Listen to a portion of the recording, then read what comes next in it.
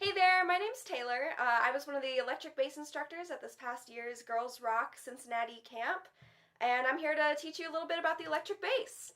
It's also sometimes called the bass guitar, and that's kind of because it's in the same shape of an electric guitar. It was originally designed to replace the upright bass, as you can see here, just because it's a little bit easier to transport and it's a little bit easier to amplify. I'm personally using a Fender bass amp, which has done me really well over the years. Definitely always use a bass amp and not a guitar amp, or you might run into some electrical problems there. But the bass was first created in the 1930s, and that's kind of what this particular bass was modeled after, is those style of basses. But it wasn't really popularized until the 1950s. The first ones weren't very successful. So since then, it's been used in like almost every single genre out there. It's a very popular instrument now. So parts of the bass, we'll start at the top. This is the headstock, and that's where the tuning pegs are. They adjust the pitch of the strings.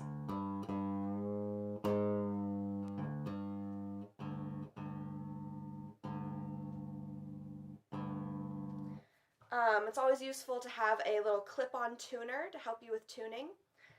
And then you've got your strings, of course, and these are tuned to E, A, D, and G. So I've got 4 strings on my bass, which is standard tuning.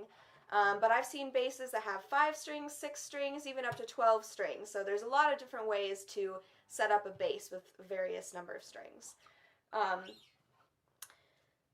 Then we've got our fingerboard here, our fretboard, and that is sitting on top of our neck, which is kind of this whole section right here.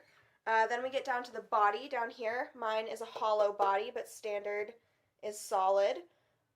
These are my pickups, and pickups can look a few different ways. There's different types of pickups. This right here is the bridge that kind of keeps the strings at the right height above the fingerboard. And then I've got my tailpiece down here, and then we have our knobs that adjust the tone and the volume. And then, of course, I have a strap that's holding it on, and you want to adjust your strap so that when you sit down and when you stand up, the bass stays at the same height. So if my bass was really low, if my strap was too loose, then when I would sit down, my lap would raise the bass up. So I don't want that. I want it to maintain the same height when I'm standing as when I'm sitting. So this is doing that. Then I've also got a jack in here that I plug my cable into. Plug the cable into your amp, plug your amp into your wall, and then you're good to go. So when you're ready to play your electric bass, you're going to want to take your right hand thumb and find a really good place to plant it. Somewhere where it's not going to like slide all around. So for me, that's like right here. Then you take these 2 fingers mostly, sometimes your 3rd finger, and you just kind of want to try walking across those strings. And you want to pluck them kind of side to side rather than up and down, because you don't want to hear that little slapping snap sound.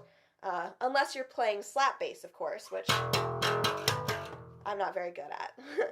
But yeah, so just try walking.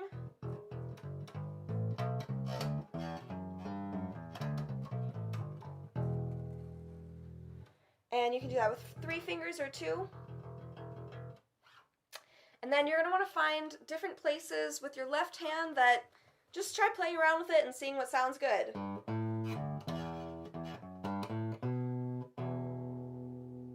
You can also look up bass tabs on like guitartabs.com, or really anywhere on the internet has a lot of bass tabs that kind of show you like where to put your fingers in order to play different songs. So that's really fun stuff to get into once you kind of get comfortable with playing just different notes on the bass.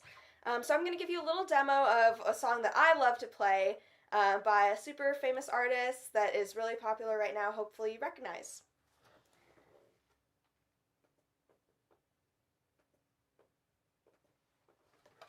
Like a crystal ball.